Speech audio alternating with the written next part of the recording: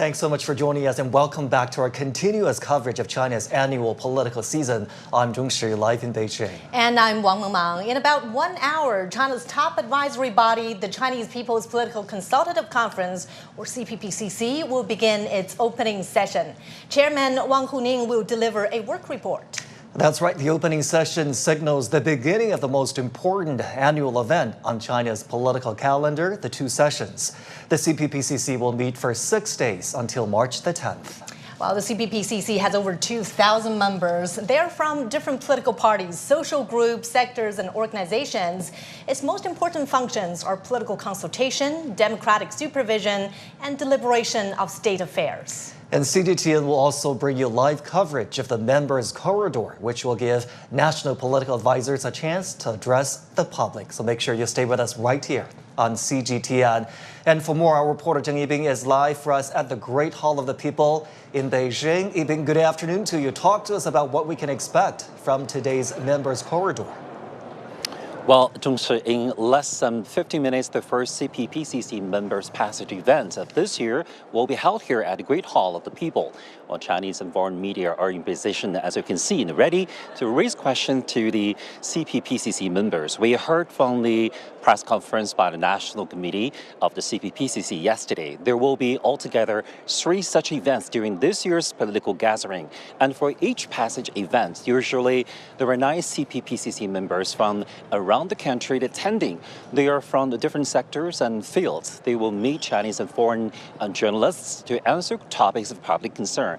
Unlike the scenarios during the press conference, the CPPCC members will answer questions based on their own experiences in their duties, like political consultation, democratic supervision, as well as the participation in the deliberation of state affairs.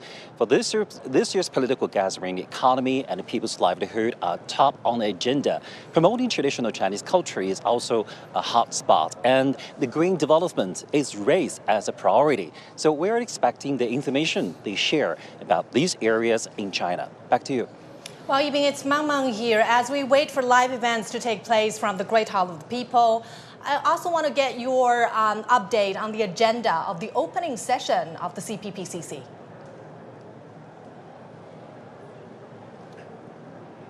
Yes, so right after the first CPPCC member passage event this year, we'll witness the opening of the 3rd session of the 14th CPPCC National Committee.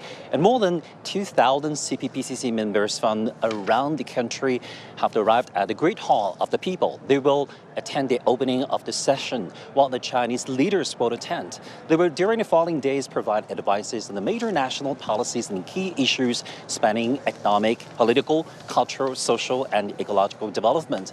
And for the opening of the session, a work report will be delivered by CPPCC National Committee. It will be on CPPCC extensive consultation in more than 4,800 proposals that have been put forward by the CPPCC members related to almost all walks of life over the past 1 year.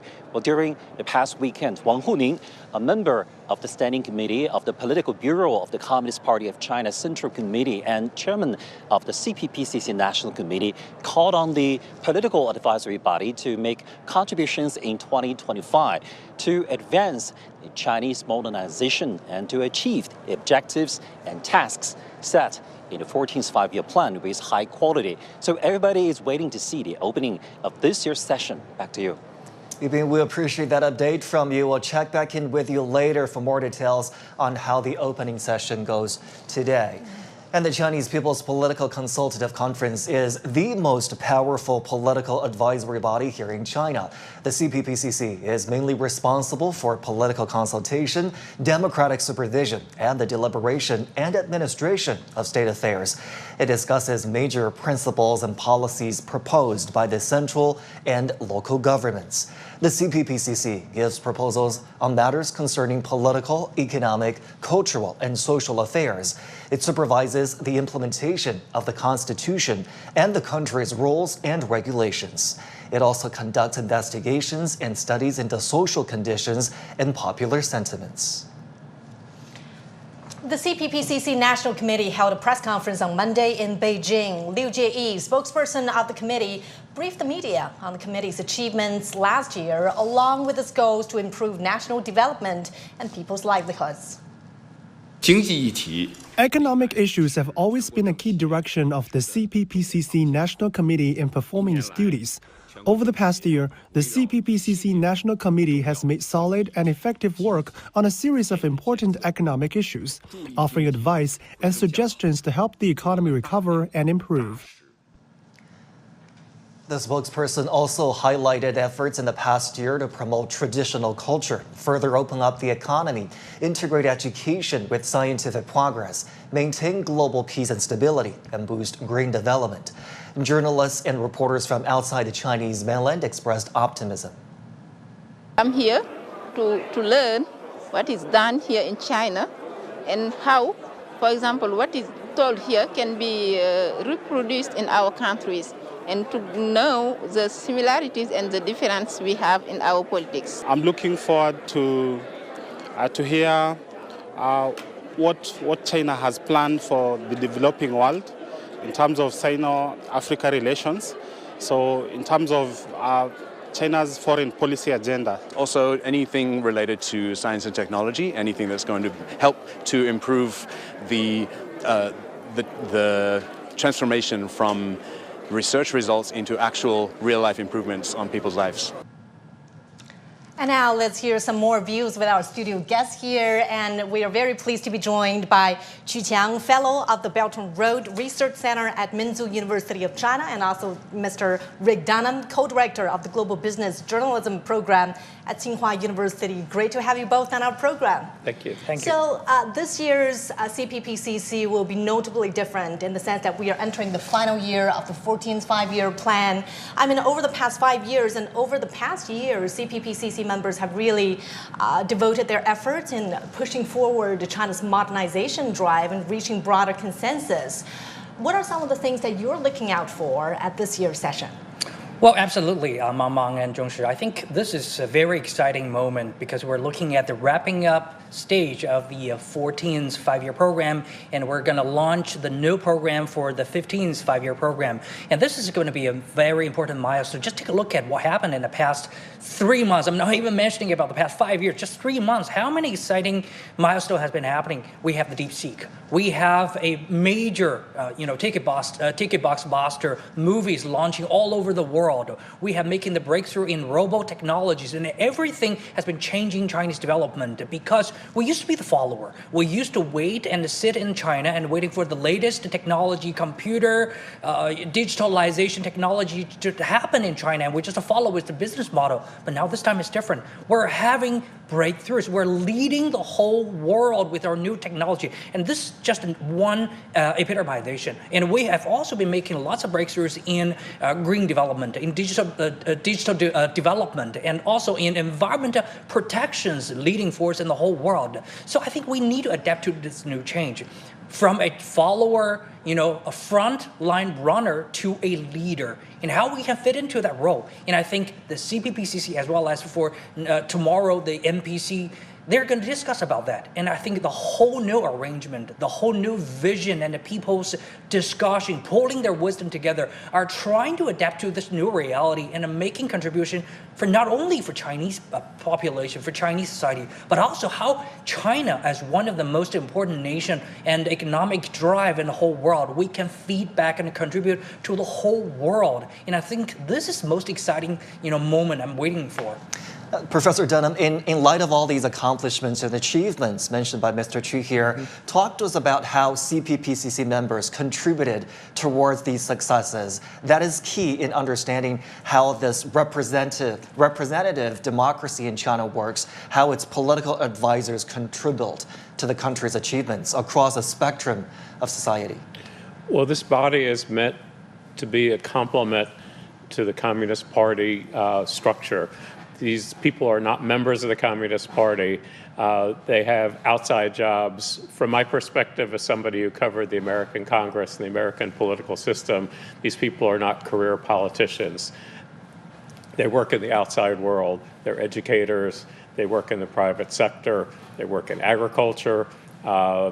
they are the innovators.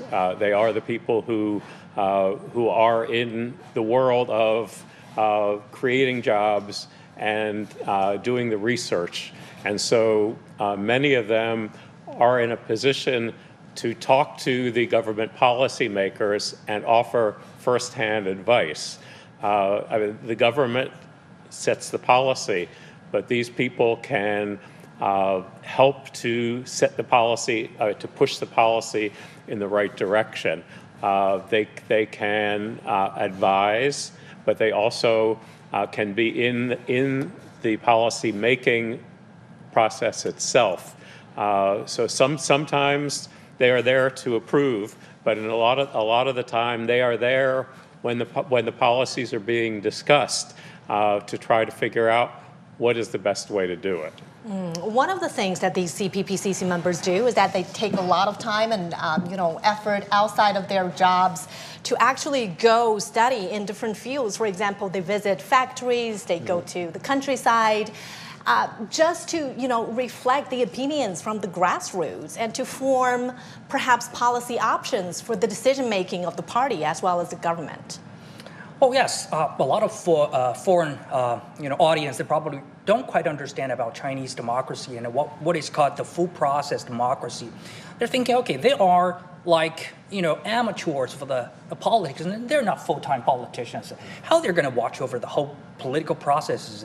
But my argument is that it's because they work in the real field, so they understand what's going on in the real world. For example, in Joseon Society, one of the Democratic Party in China, they have lots of experts, as a party member. For example, like doctors, engineers, very highly educated.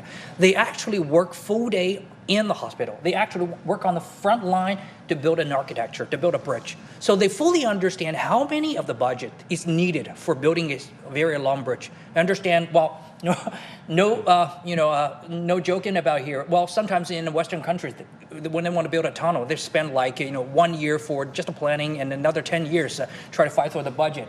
But in China, we get the things nailed down probably within just 2 years, get everything done. Why? It's because we have these experts. They understand all the details. They know how much of the budget is going to be there, and they're telling the government, okay, we're going to do this. This is the right budget, and this is the right process, and we can nail it. And another story is about the procurement, the collective procurement about the medicines. So how much is this medicine really be worth and can really help the patients and saving our healthcare budget? And there's doctors, they understand what's going on. So instead of let the politicians arguing with each other and fight for more for the big pharmaceutical companies, they will actually help the patients in the real life. So they can provide all kinds of these kind of very beneficial informations towards the government, towards the NPC, and give them the right information for the implementation and then the benefit for the whole society. So I think this is actually a very effective way and supporting China to grow very fast and efficiently while benefiting all the society and the people.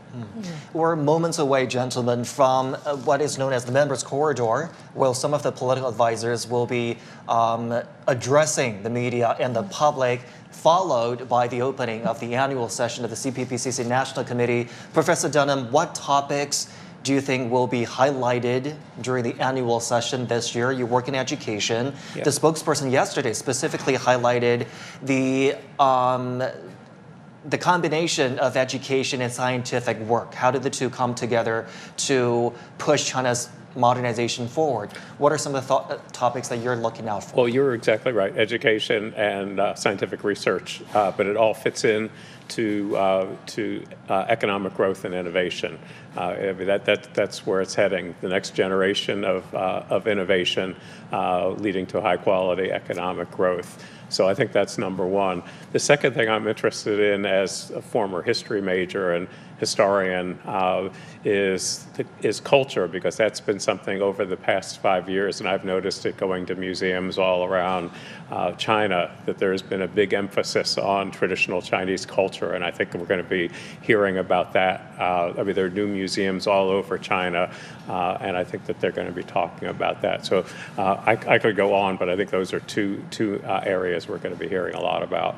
Mm-hmm. Will talent and technology be the main driver for China's economy moving forward?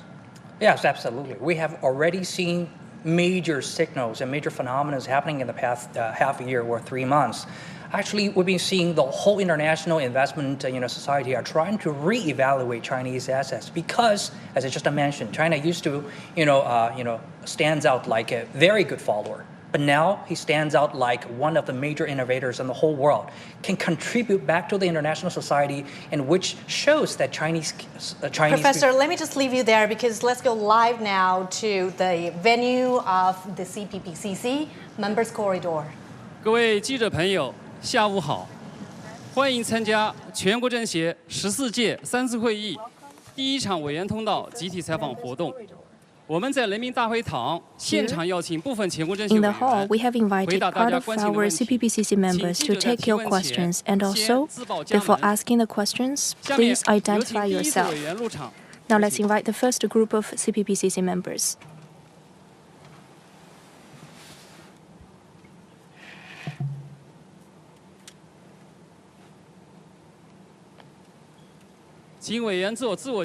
Self-introduction from our members. Dear media friends, good afternoon. I am CPPCC member, the president of Huazhong Agricultural University, Yan Jianbing. Good afternoon, everyone. I'm also CPPCC member, the former secretary of the leading party members group of Development Research Center of the State Council, Ma Jiantang. Good afternoon, everyone. As a CPPCC member, I am also the chief physician of the cancer hospital Zhao Hong. Now let's open the floor to questions.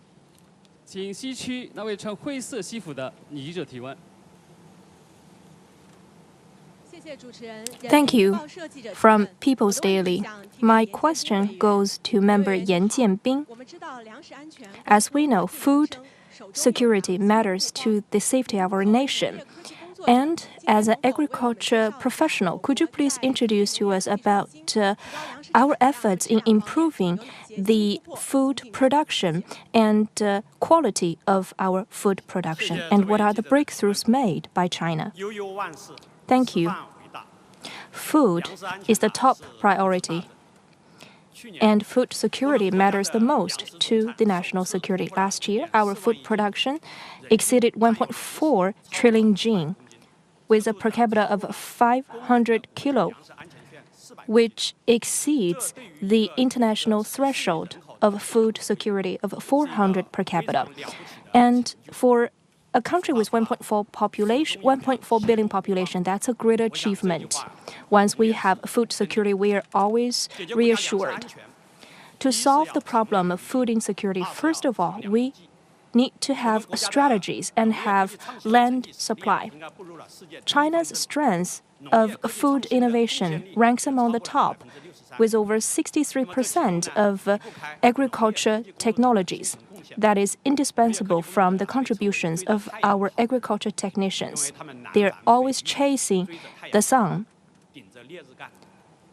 They have been toiling on the ground all year round.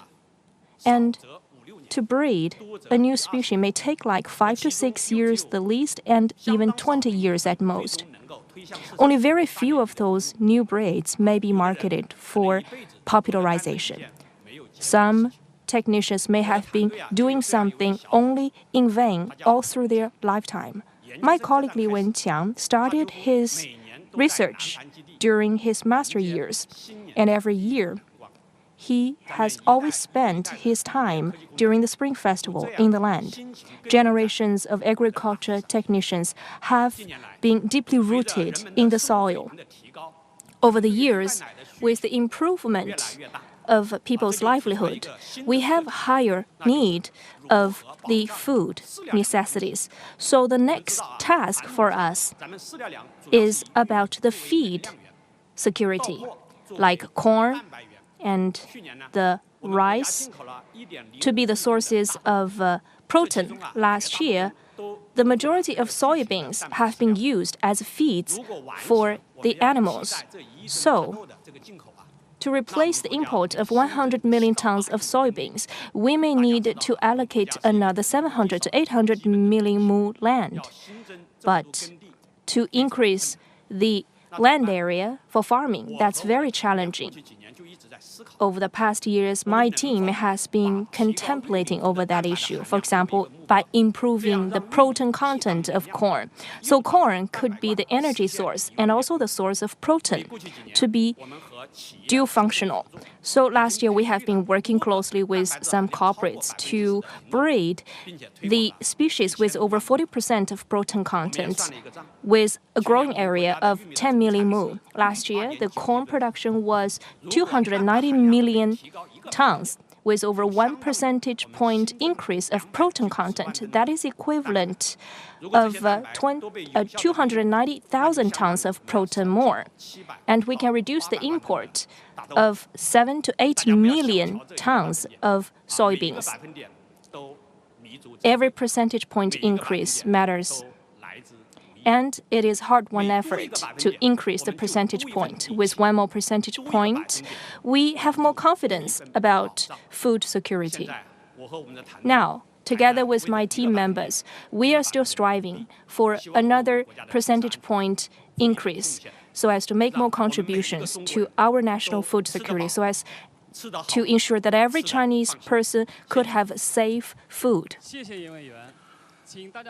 Thank you, Mr. Yan. Next question, please. Please raise your hand. Next question, please. Thank you, CMG. My question is directed to Ma Jiantang.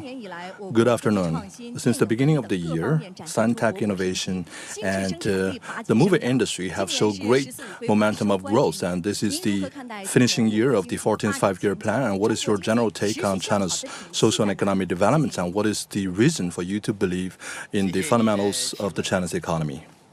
Thank you for your question.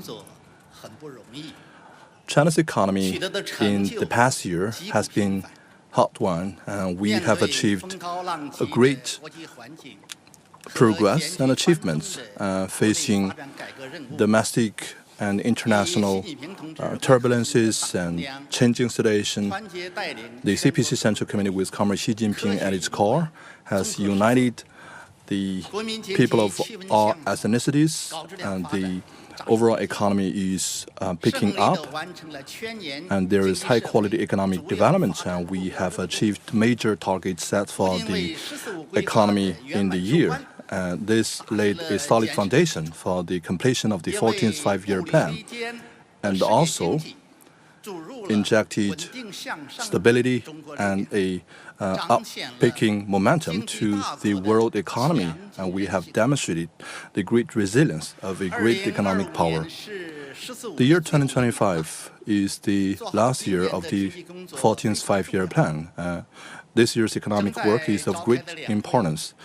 The ongoing 2 sessions will deliberate over the main targets of social and economic developments in 2025. I'm confident that the Chinese economy will, on the basis of the achievements last year, make even greater progress. For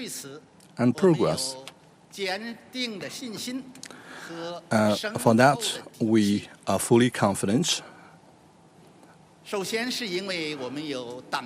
First, this is because we have the strong leadership of the CPC Central Committee. In recent years, the Chinese economy has been able to overcome all the difficulties on our journey ahead, and we are able to make important strides ahead of uncertainties. All the historic achievements indispensable from the strong leadership of the party, and in last year in particular, there is a V curve of the general economic development, and this is, fundamentally speaking, due to the strong and unified leadership of the CPC Central Committee, and this is also thanks to the strong leadership of General Secretary Xi Jinping. The great vessel of the Chinese economy can make important strides towards the future because we have the strong leadership of the CPC. Second, we have effective and solid macro control means. According to the Central Economic Work Conference, we have to practice a more progressive macroeconomic control measures, and we need to also practice super long-term counter-cyclical controls, and fiscal and financial policies will become more proactive, and we will increase the budgetary quota and expand the quota of local government debt, as long as the governments of different levels can follow through the major strategies of the CPC. We will meet the expectations of the society, and the overall confidence of the society can be further boosted, and the China's economy will definitely make even greater progress and achievements. Third, we have the guarantees of comprehensively deepening reform and opening up. The third plenary session of the Chinese National Congress of the CPC drew the grand picture of comprehensively deepening reform. It outlined 360 reform tasks. Reform and opening up have traveled a journey of 46 years, and in recent decades, the historic transformation in different fields have proven that reform and opening up has been a key step that changes the destiny of the Chinese society. It is the fundamental driver of the Chinese economy. History will once again prove that reform and opening up will be a great tool for us to overcome difficulties going forward. It will also drive the further growth and robust recovery of the Chinese economy. Socialism is in action, and the great opportunities of the Chinese economy are also in full display, and we have to follow through the important leadership of the CPC Central Committee, engage in innovation and hard work, so as to achieve the major economic and social development targets to be enshrined and established in this year's two sessions, and so as to inject more certainty into our economy. 请大家继续提问，请举手示意。西区那位穿浅紫色衣服的女记者，对。谢谢主持人，我是光明日报记者，我的问题提给 From the 赵宏 Bright 委员。 Daily, my question goes to member Zhao Hong. 请问，医药产业追赶 For the 着科技前 pharmaceutical 沿 industry, it is being keeping pace with the cutting-edge technologies, and also it matters to people's livelihood. What are the new discoveries of innovative pharmaceutical industry, and how can we better translate those new results into pharmaceutical products so as to benefit the general public? 好的，非常感谢这位记者的提问。 Thank you for the question. 我是95年上的协和医大，到今 I 年正 went 好30 to 年。 the university in 1995. It's been 30 years' time in my career, and I witnessed the high-speed growth of China's biopharmaceutical industry. For every innovative pharmaceutical devices to be marketed, it represents new hope delivered to the patients. Over the years, I participated in many multi-center studies. I remember that a patient had a late-stage cancer, and in the past, he may have only several months survival time. And luckily, he participated in a targeted clinical trial, and miracle happened. And the carcinoma area decreased. We had a successful surgery as well. And that patient has another 4 years of survival. And that therapeutic plan was also marketed to become the first-line therapy for the liver cancer patients. He is a new silver lining. And as a physician in the first line, if you ask me what are my feelings over the years, I think I have to mention about the golden era of the innovative drug development in China. Over the years, we have marketed another 48 new drugs and 65 devices, ranking number 2 in terms of the number in the world. I'm not sure if you have paid attention to the news in the pharmaceutical sector. A headline recently is about a never-known enterprise in China to beat the most popular drug in the world in treating cancer. It's a miniature. showcasing that more cell therapies and targeted therapies from China are exported overseas. Those therapies used AI robots have been more frequently used. And we have blazed a new trail. We are catching up with the others, and then we gradually innovate to lead the way. Of course, it's uncharted area to develop those innovative drugs. They require heavy investment, and they're involved with high risks. 1 billion investment, 10 years' time, and less than 10% success rates are the normals for the sector. What are the roles of the physicians? We are sure of the pain points clinically. If we could cooperate at an earlier stage with the scientists for translational studies, we could be able to be the bridge between the ward and the lab. We did the same thing. Our MDT team and our research team worked together to develop the kits to screen the success ratio of liver cancer screening to be over 90% from the previously 60%. Of course, for any clinical study, it's wrapped up with many difficulties. But thanks to the understanding from the patients, we are always incentivized to forge ahead. I have a CAR-T patient with very severe infections. His families came to me without any complaint. Instead, he said, Dr. Zhao, what else can we do to this trial? Patients are the best teachers of physicians. Thanks to their persistence and their courage, they light up the future of medicine. Every one of us is willing to witness more miracles.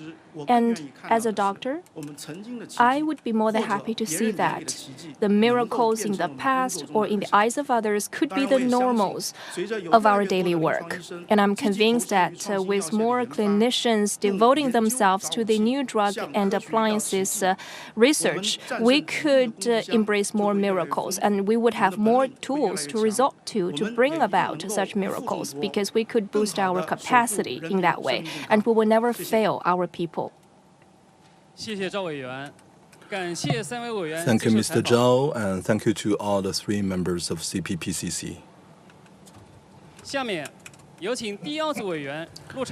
Now let's bring on the second group of members.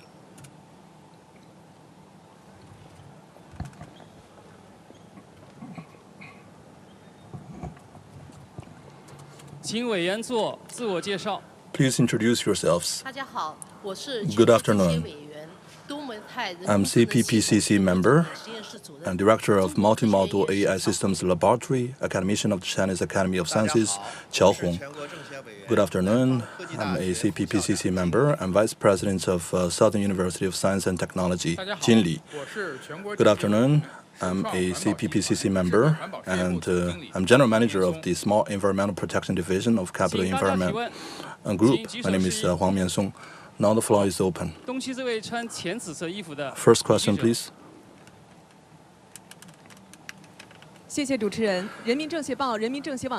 CPPCC paper and its website. And my question is to Qiao Hong. As a new quality productive force, China's AI industry is developing very fastly. And what are new progresses and breakthroughs in the robotics industry? And as a key driver of our economy, what are the key laser focuses going forward? Thank you for your question. China's robots technology is making great leaps and bounds ahead. And in recent years, the industrial robots is accounting for more than 50% in terms of installation. And our Moon rover has brought back soils from the Earth. And also humanoid robots, they resemble the shape of human beings, and they are highly flexible and agile, and they can directly use our tools. And that is to say that they will very likely replace human beings in agriculture, in the service industry, in accomplishing numerous tasks, and in the near future, and they will affect the way of production and the way of living. Humanoid robots are a major embodiment of the robotics industry, and they are also an example, an embodiment of generative AI robots, and my laboratory has introduced a humanoid robot system, and we established a giant factory mechanism. Leveraging smart algorithms, we are able to integrate brain technology and artificial intelligence so that we can form a closed loop for our core technologies. And this generative AI robot factory is able to deliver high-performance robot system at a low cost so as to empower China's agriculture and industry. In order to ensure the sustainability of this general AI factory, we have formed 12 toolkits.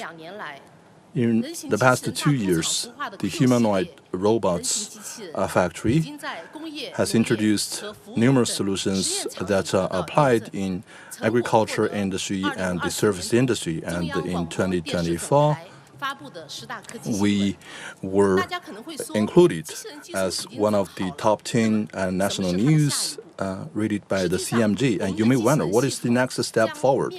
Actually, our robot system will undertake even greater tasks going forward. And we have to take into consideration the scale production of robots. And more importantly, we need to consider the reliability, interoperability, and safety and security of robots. And this is not just the requirement of the market, but also the important and shared aspiration of Sci-Tech workers. How do we integrate generative AI into robots? How do we coordinate that with the inner brain technology and the humanoid robots technology? And this is the common challenge facing all Sci-Tech workers. Going forward, we as part of the Sci-Tech movement of China, we will consolidate our advantages in human resources and talents so as to cement the foundation of China's technological endeavors. We will continue serving the society and the enterprises out there so that advanced technology will be spread to the entire economy just like dandelions so that we can form new quality productive forces. When we gather together as technologies, we can truly make a big difference and contribute to the prosperity and livelihood of the country. Thank you very much. 请大家继续提问，请举手示意。请西区那位穿深色衣服的女记者提问。谢谢主持人，新华社记者提问。 From Xinhua News Agency, my question goes to Member Jing Li. To actively respond to aging, China has taken multiple measures to develop more convenience for the seniors. And we believe that there would be more opportunities for the industry to serve the seniors. What will be the opportunities and how will those opportunities influence the lives of the seniors? Thank you for the question. Every household has certain seniors, and the demographic structure has been changing in the world. For the age group above 60, the number of population in China is over 300 million, and by 2035, that number would be exceeding 400 million. Aging doesn't mean we are losing the demographic dividend. With the educational improvement and people's better health status, the seniors could still play a big role. Last year, the dean of the business school of Singapore State University joined my university to develop a new school of entrepreneurship and innovation. I think he has the right time to play his role. They still have vitality. They are in good shape. They are very experienced and energetic as well. They could build some think tanks and play their role in the think tanks. So there would be still some dividend from the seniors. Many friends around me are retiring over the years, and we talk a lot about how to keep ourselves well after retirement. We believe that that would be the good opportunity for the economy to serve the seniors. And we still have some material need as daily necessities, but still they have some entertainment needs. So, in terms of demand and supply, there are still big room to develop the silver economy. By 2035, the scale of silver economy would register 30 trillion RMB yuan. By 2050, silver economy can support 100 million new job opportunities. So that's a very big opportunity to inject new vitality to China's economy. On one end, it's about people's livelihood. On the other end, it matters to our industry. And the inclusive elderly care topics have been very popular over the years, and I'm delighted to see that the Chinese government pays more attention to silver economy, and we work on people's livelihood improvement, and for another, we are aggressively developing the silver economy. Silver economy is also culturally based. In the essence, we are discussing how to generate warmth, to care for the people. How can we get old elegantly? It's about the survival of the seniors and also their spiritual needs. Finally, I have to say that silver economy is also a business concerning the youth. It's, after all, a very young economy. So let's work together to serve the benefits of the seniors so the old people could be well raised and still have some entertainment. Thank you. Next question, please.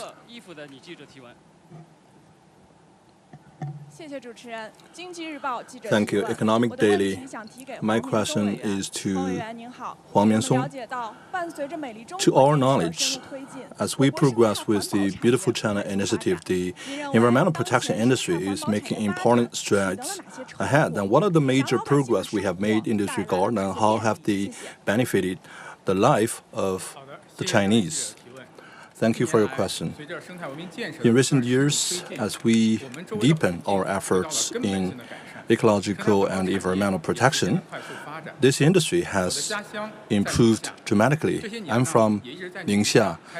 In recent years, I have been engaged in water environmental work in Ningxia. I have witnessed myself the drastic changes. The Qingshui River is our mother river, and in the past, on both sides of the river, there are some villages and factories who directly discharge their polluted water into the river. So, over the past few years, we have engaged in restoration efforts, and now we have the lucid waters. And each and every day, there are a great number of people who came to the waterfront for entertainment and relaxation. So many Chinese have taken the initiative to safeguard China's large mountains and lucid waters. This has improved the quality of life in China, and Huyuan, for example, was enlisted as a World Cultural Heritage Site by UNESCO. There was some relocations in the past for the protection of ecology, and through continuous efforts of those residents that were relocated, the local place has also introduced the grape wine industry, and many of the Gobi deserts have been transformed into a lush land. And the place now accounts for 40% of the total production of grape wines in China, and it has also become one of the 6 leading industries in Ningxia. I know a Gen Z from Ningxia. Her parents and grandparents grape farmers, and when she graduated from university, she led her fellow villagers in planting grape yards, and each move of grape yard can generate an income of 300,000 at the foot of Helan Mountain, and above those dilapidated mining holes, a park has erected, Now it has become a must-visit place featuring grape wine production and tourism. With the development of featured economies in Ningxia, we have benefited more than 300,000 residents who have been relocated for ecological protection.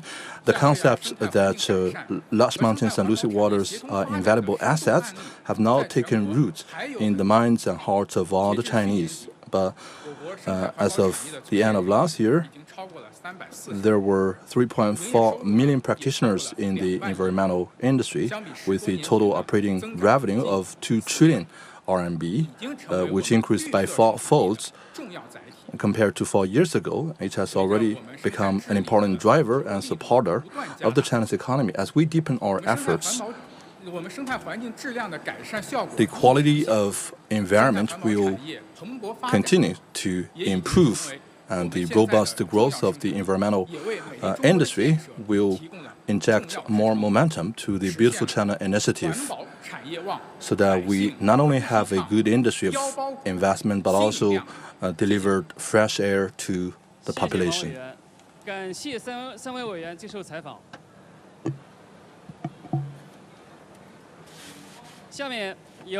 Now let's invite the third group of members.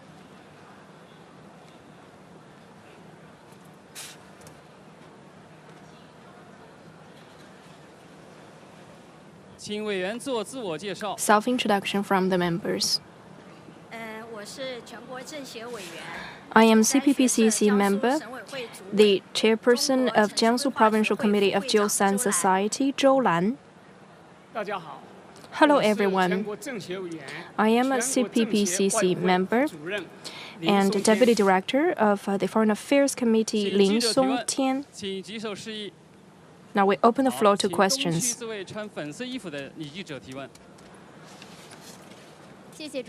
Thank you. From CMG, my question goes to Member Zhou Lan. Madam Zhou, we know that you've been dedicated to the city's revival, and Yangzhou City is a good example. We have covered about this program with very beautiful environment and very rich business options. How did you do that? And what do you think is the most important thing for the urban renewal? Thank you for the question. And thank you for your attention paid to the campaigns in Jiangsu for the purpose of urban renewal. The case you mentioned was thanks to the efforts by the government, the market, and the public. The Phase 1 project was about the renovation of the utilities, firefighting facilities, and the parks development. And also we mobilize the civilians living in the neighborhood as well as the business owners to be part of the campaign. We have renewed 62 stores and we have attracted 82 million RMB yuan investment from the public. And also we have created many spaces of innovation as well as spaces for the development of intangible cultural heritages. We also created another 500 job opportunities for the locals. There are still many more such cases of urban renewal. For example, Xiaoxihu from Nanjing, Shiquanjie Street in Suzhou, and Tianzifang Street in Shanghai, Liangmahe River in Beijing, and Qingfang in Guangzhou. All of those are good examples to improve the living environment of the general public and at the same time attracting more investment in the city. We have improved the competitiveness of those cities with the efforts of renewal. Right now, nationwide, over 66,000 urban renewal projects are in place, renovating over 250,000 projects, especially the dilapidated old neighborhoods.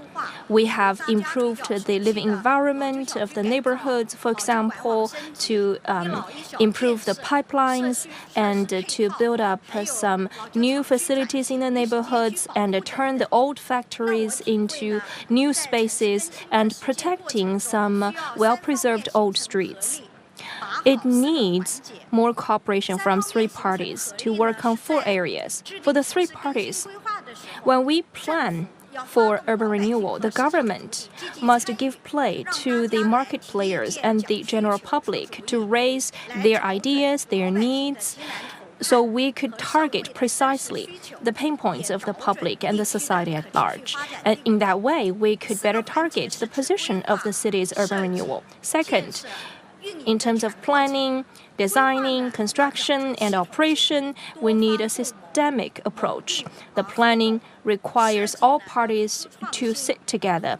And for design, the designer's artistic appeal plays its role so that those projects could have some local features and add more value to construction.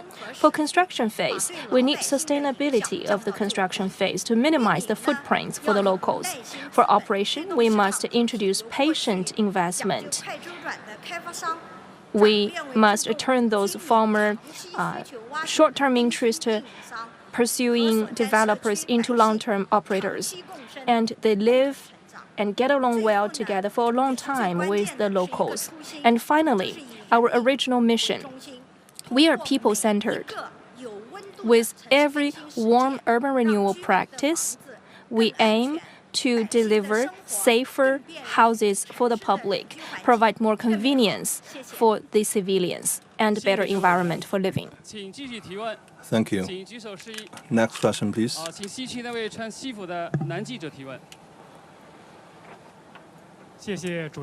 Thank you very much. China News Agency. My question is to Lin Songtian. Since the Belt and Road Initiative was initiated in 2013, it has become a global public product and a platform of international cooperation. What is your take on the progress of the BRI and what are the major achievements of this initiative? Thank you for your question. Jointly building the Belt and Road Initiative is an important topic at the global stage. Taking this opportunity, let me share with you my observations. Over the past decade, the BRI adhered to the principles of extensive consultation, joint contribution, and shared benefits. It has been committed to interconnectivity and mutual investment and trade and people-to-people exchanges, and its benefits are shared by people from more than 150 countries, and it has traveled a path of win-win cooperation and shared development. Interconnectivity is very important. BRI optimized the investment environment and delivered multiple industrial parks and special economic zones. It also created numerous jobs and improved people's livelihood.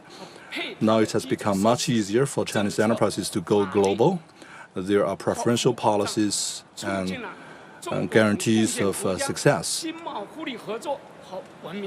China is now joining hands with other countries in jointly advancing the world economy. It has injected strong impetus to the development of the world economy. With connectivity comes success, and there is enormous impact created by the BRI. In Asia, railways are transforming people's lives. For example, in Laos, we have advanced the comprehensive social and economic developments in Laos through the BRI, through one railway project. In Africa, I have paid multiple visits to Ethiopia. Not long ago, I just paid another visit. What I'm truly inspired is that Ethiopia today is not what it can imagine in the past. You can see modern highways and airports. One railway in Ethiopia has made it possible for many of the Ethiopian enterprises to connect to the seaport. In Latin America, in a port in Peru has opened the door of the Pacific in the south. So this is the first green and smart seaport in Latin America that is making China-Latin cooperation more competitive.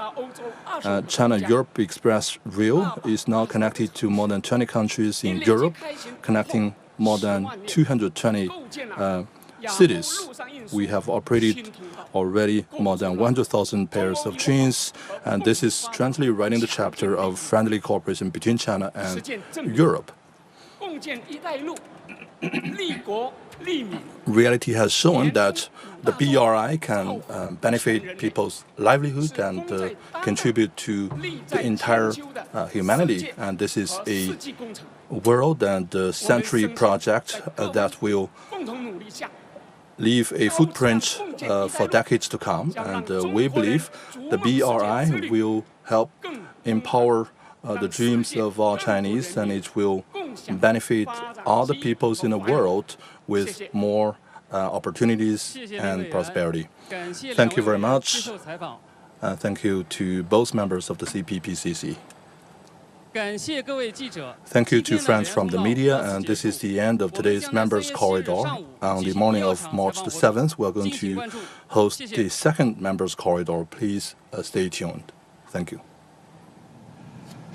Well, political advisors took questions from the press, and their topics covered a wide range of issues. For example, agriculture, culture, ecology, the silver economy. I mean, there's also innovation and pharmaceutical industry. Just you name it, there's a long list of issues there. And also, they share their expertise and stories in their respective fields. Yes, they're researchers, educators, engineers, again, coming from a wide spectrum of society that have brought with them not just expertise, but insight into the latest development of their respective field, taking this rare opportunity to address members of the press and media. So that was the Members Corridor. Now let's check in the latest with our reporter Zheng Songwu. He's been following the latest for us from the venue of this event. Well, Songwu, what has been your general impression of the political advisors from the Members Corridor? Well, actually, the weather is a little bit colder, but everyone seems to be very excited about the two sessions, especially the CPPCC National Committee. And also, as you said, that CPPCC members took many questions at the members' corridor, including those members, included agricultural experts, medical experts, and economists. And the topic ranges from agriculture, economy, circular economy, and medical industry, as well as a robot, AI, and environmental protection, ecological protection.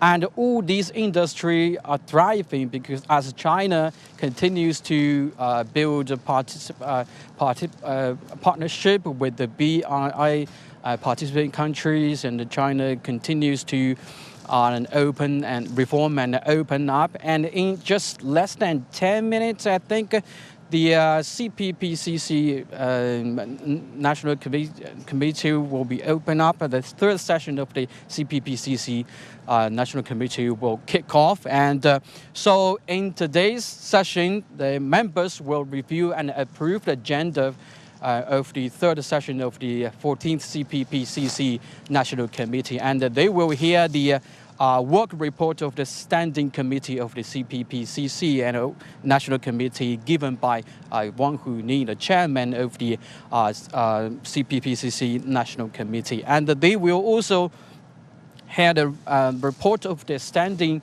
Committee of the CPPCC on the work of the proposals since the second session of the 14th CPPCC National Committee last year. So that's be excited about that as we wait for the moment to come. Back to you, Maman and Zhongxi. All right, so thank you so much for the update.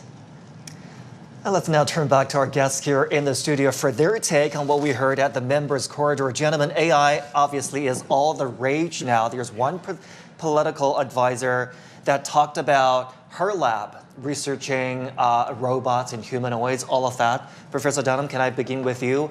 Obviously, we're still a little distance between what the humanoids can do and what we're expecting them to do in the future. The political advisor specifically talked about how they were focusing on research into having the robots play a bigger role in the service sector, in agriculture.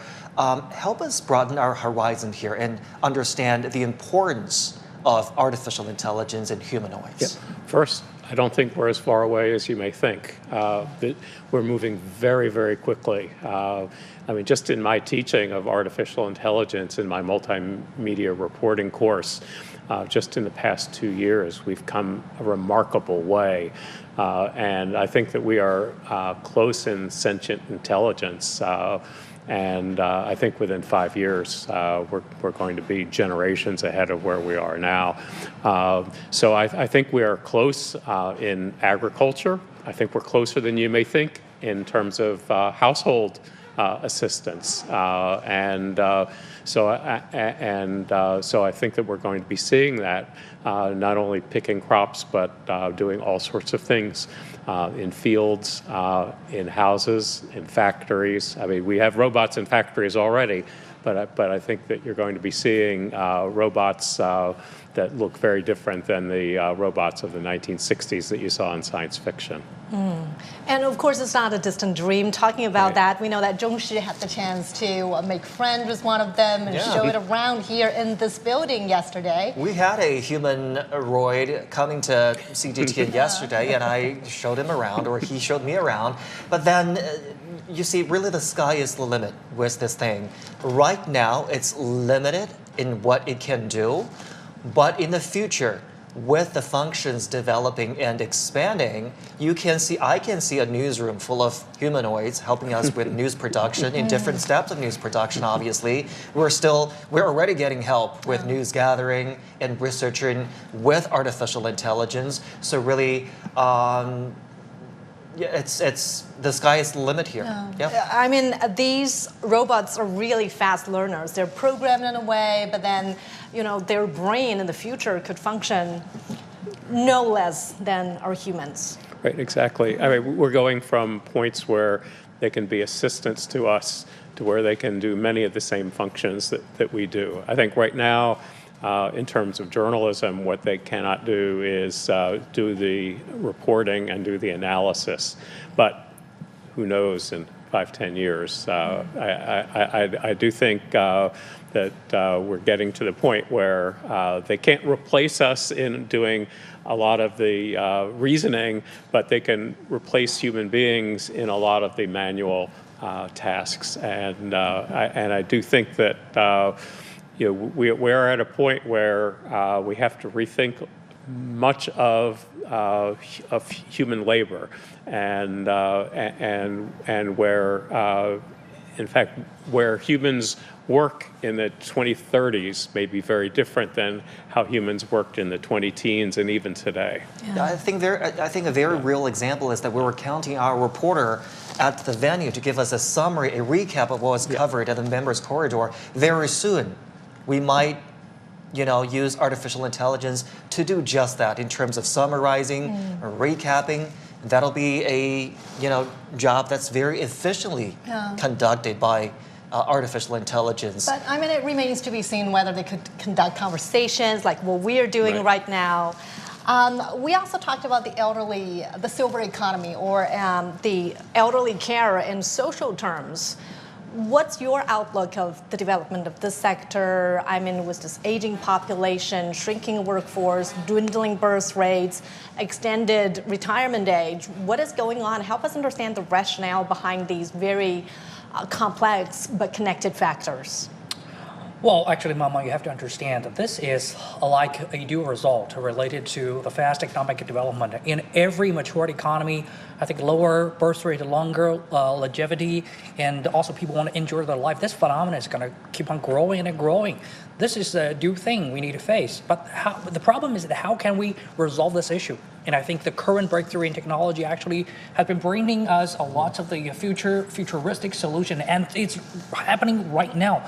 And I think when we're talking about the nursing homes, the silver economy, actually, I think the AI and a robot is going to be a very important role inside of it. I'm not talking about the sci-fi movie. I'm talking about what's happening right now. In China, we have what we call the government fully realized what's going on. And our philosophy and our culture, well, it's not quite allowing us to, go to the nursing home and everybody, stay at just a one big complex and, stay old and go together. But we are like to stay at our own home and, to stay with our children. And then who is going to take care of us when the children is going to work and, And then we have distributed nursing, services. For example, within an apartment complex, we have the stationary nurses and doctors that give us preliminary treatment like the shots and pills. And also we have the in-house robots. It's not like the Doraemon or the Pokemon, robots in your home, but it's more like a matrix of the sensors, of the monitors to watch over your blood pressure, your pulses, your heartbeat, and your temperatures, and your motion when you're falling immediately, suddenly, or something. Then ring the bell to send the alarm, and they have all kinds of motion, mechanics to raise you up if you're paralyzed or something. So you've been taken very well, care of. And also, right now we have the AI agent. You can talk to them. They've been responding very well, to you. Well, no excuses for that, but I think they're better than a dog because they can really talk to you. My AI TA is serving me the best than my all my student TA right now because their evolution is really, really quick. We have already seen it, and some of the Chinese nursing home complex has already been doing that. This is what's happening right now. It's not about the future. So I think this is absolutely a very good, directions we can explore in the future. The government is right now doing it. The big companies right now doing it in China. And I think if we can find a very effective way to taking care of elderly who is contributing to our society for their whole life, they deserve very good treatment in the future. So I think that might be a way, to actually feed back to them and give everybody good inspiration. Okay, everybody's going to get old. And then we're going to be taken very good care of because of the government, because of technology, because of the whole society, and, with AI. I mean, more broadly, China has an opportunity here. There's an aging population. You also have more disposable income because of the standard of living having increased in China. So you have an opportunity for a silver economy. You have an opportunity for a big marketplace for this large population. You have demand for products, and this could be a wide range: entertainment, travel, as well as healthcare related products. And I think that you have opportunities for new businesses, entrepreneurs, in addition to pure healthcare. So I think this is something that you could see for growth industries across the economy over the next 10, 20 years as the number of elderly people in China grows. All right, gentlemen, appreciate your insight. Stay with us. And China continues to place innovation in science and technology as a key priority in its development agenda. Our Ida Waringa gives you an immersive tour of China's recent advancements and a first-hand look at robots in our studio. Well, China has been turbocharging its innovation engine for years, with its R&D spending reaching 2.68% of GDP in 2024. And its investment in innovation is paying off in a big, big way, fueling breakthrough after breakthrough. Last year, China's first domestically designed and built deep ocean drilling vessel, the Mangxiang, or Dream in English, made waves as it ventured into the mysteries of the deep ocean.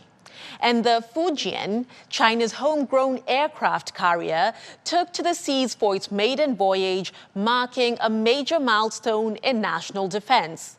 And look over there, another giant product made in and by China. Since its commercial debut in 2023, the C919, China's first domestically developed large passenger jet, has already completed over 1 million passenger trips.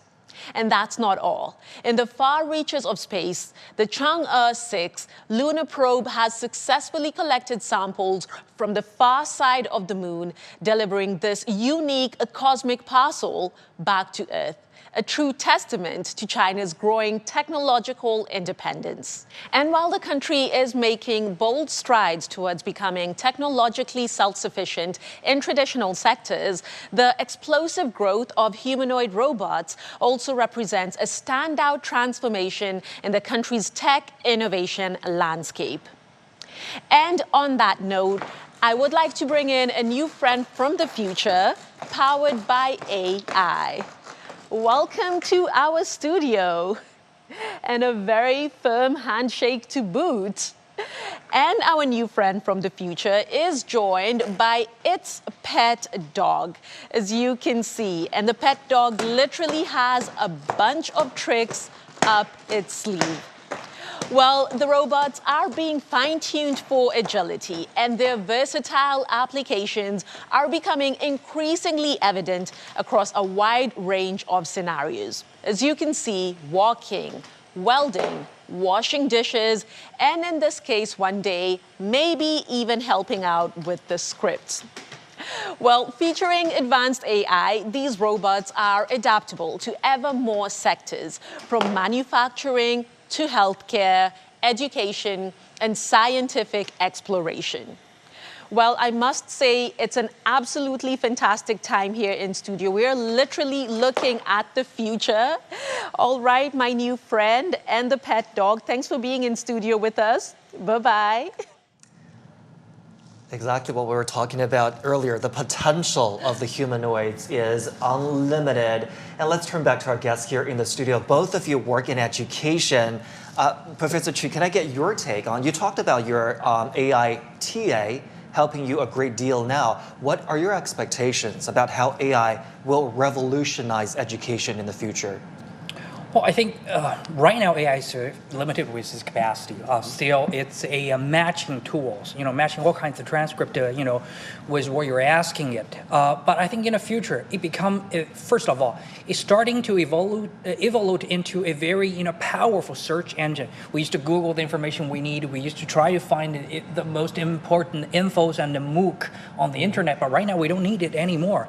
With a lot of redundant or useless informations, mixed together with the useful information. But right now, I think AI can actually provide us with what we really needed. We can hit on the point, hit on the knowledge we needed directly. I think this is very important. And also, like Zhongshu has mentioned, they help you to read very fast because every day we're going to publish like a gazillion of new books. We need to follow up with the latest, progress in one, educational sectors. It's basically impossible. Now with AI, they can read for us, give you the outlines, give you the key point, and select for you what is, very relevant with your research, what is not. And that's been helping us a lot. For example, right now I can read 100 papers a day, easy. But in the past, probably we're going to spend 1 month to search for these papers, outline it, and then go through all these contents.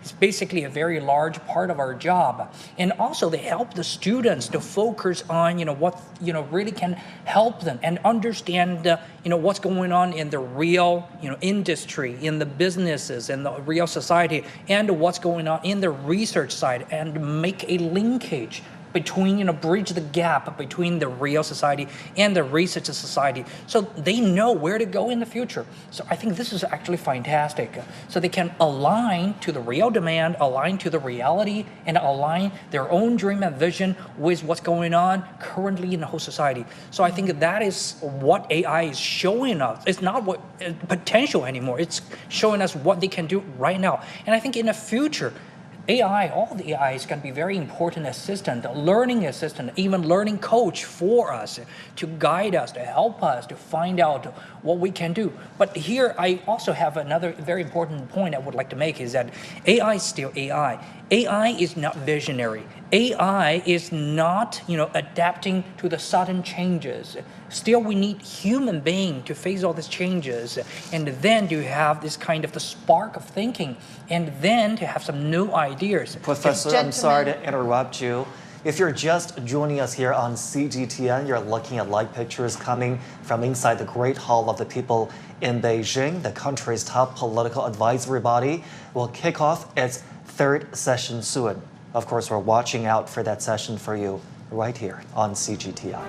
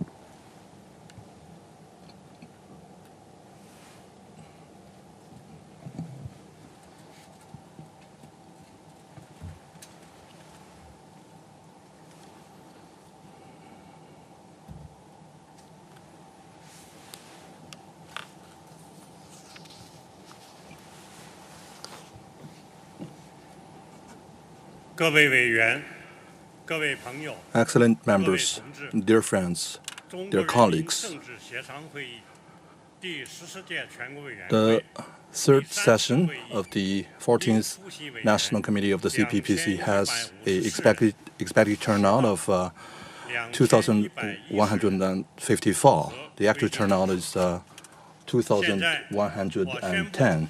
We have a quorum. Now I declare open the third session of the 14th National Committee of the CPPCC. Please all rise for the national anthem.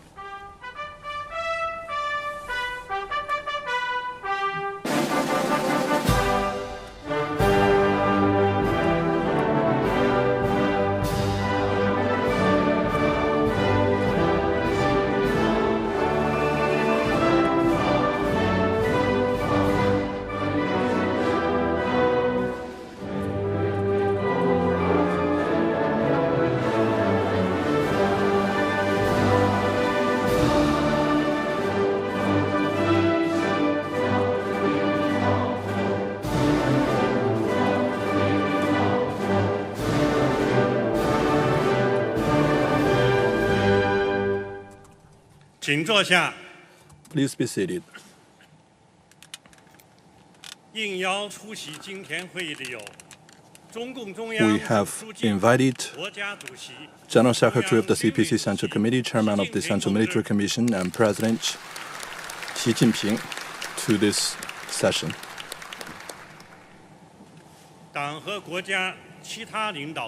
Other key leaders of the party and the central government, and members of the CPC Central Committee, State Council, as well as foreign envoys and representatives of overseas Chinese.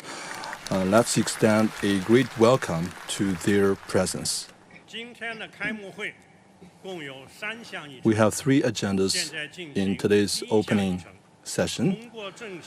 The first item on the agenda is to approve the agenda of the third session of the 14th National Committee of the CPPCC. May I ask our staff to read the draft agenda?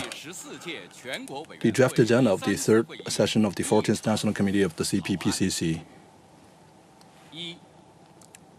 First, review and approve the work report of the National Committee of the CPPCC. Second, review and approve the proposal work since the second session of the 14th National Committee of the CPPCC. And third, to sit in the third session of the 14th NPC and deliberate and review the government work reports along with other reports. And fourth, review and approve the political resolution of the third session of the 14th National Committee of the CPPCC. And fifth, review and approve the work report of the Standing Committee of the third session of the 14th National Committee of the CPPCC. And number 6, review and approve the proposal-related reports since the second session of the 14th National Committee of the CPPCC. 7th, review and approve the work report of the proposal committee of the third session of the 14th National Committee of the CPPCC. Any opinions or objections to this draft agenda? If not, please put your hands together to approve this draft agenda. Now, let's jump to the second item on the agenda. May I give the floor to Wang Huning to deliver a work report on behalf of the third session of the 14th National Committee of the CPPCC.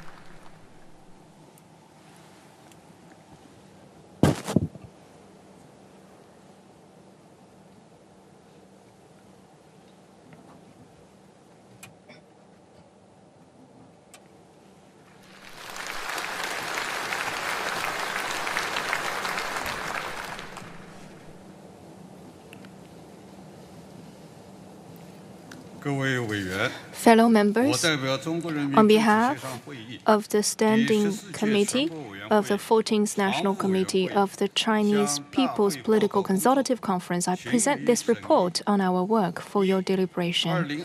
First, review of our work in 2024. 2024 represents the 75th anniversary of the founding of PRC and a critical year for achieving the goals of the 14th Five-Year Plan.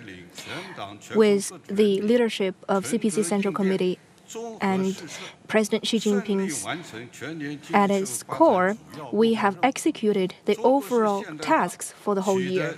Chinese modernization has made some major steps ahead.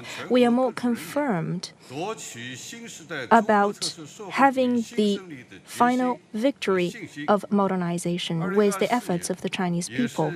In 2024, it also represents the 75th anniversary of the founding of CPPCC.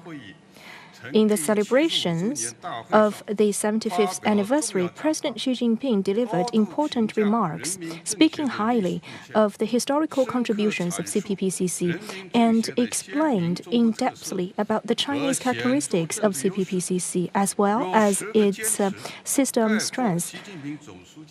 And he used 10 words to wrap up the guiding principles of CPPCC's work. And as to continuously making progress and seeking systemic achievements, he has made some requests. In the near term, to fulfill our duties of CPPCC, he also gives some suggestions and instructions. From a very high stance, he provided deep contents as to how to conform to Marxism with Chinese conditions borne in mind and combine the Marxism with fine traditional Chinese culture. And he paved the way for our new journey in this new era. And his words offered us the fundamental guideline. Under the leadership of CPC Central Committee with Comrade Xi Jinping at its core, the National Committee of CPPCC, as well as its Standing Committee, conform to socialism with Chinese characteristics for a new era proposed by President Xi, and we established Comrade Xi's core position on the Party Central Committee and in the party as a whole, and guiding role of Xi Jinping's thought on socialism with Chinese characteristics for a new era. And we implement the guiding principles of the 20th National Congress and commit to the united front line, and we are also committed to the nature of CPPCC and focus on the central tasks of the party and the nation to fulfill our duties. We are people-centered, and we are also guided by innovative spirits and reforming spirits to perform our duties, thus making some new achievements. Over the past 1 year, our party member groups meetings and the chairperson council's meetings, the secretariat meetings, as well as some branch meetings and directors' meetings have been convened to execute on the top-of-the-agenda system, during which occasions we communicate the newest remarks of President Xi Jinping. And in total, that number was 211. We also convened 58 consultative conferences and had 99 investigations and inspections covering 31 provinces and municipalities, as well as 213 prefectures and 400 counties. We have received 6,059 proposals, with 5,091 filed, and 99.9% of those proposals have received formal responses.